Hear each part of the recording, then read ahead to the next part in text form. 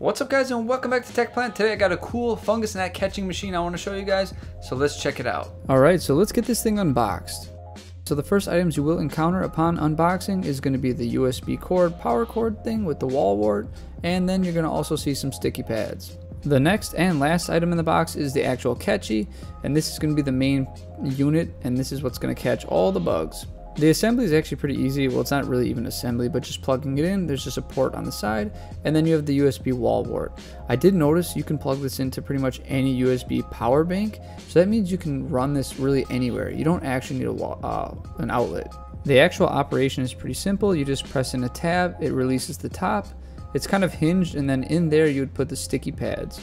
I'm going to experiment with some other stuff because I really don't want to keep buying sticky pads.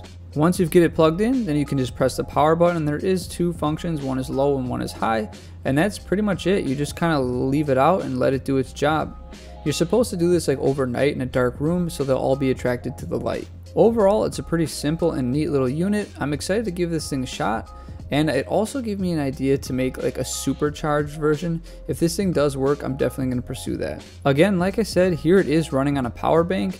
That means you can really put this anywhere. To finish it off, you do have to put one of the sticky pads in the bottom. I'm going to experiment with some different things to try and catch the bugs.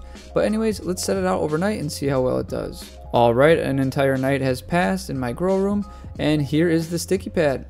You can see it's already absolutely covered with fungus gnats. I wasn't sure if it was actually going to work because the fan didn't feel that strong to me, but these little fungus gnats were no match.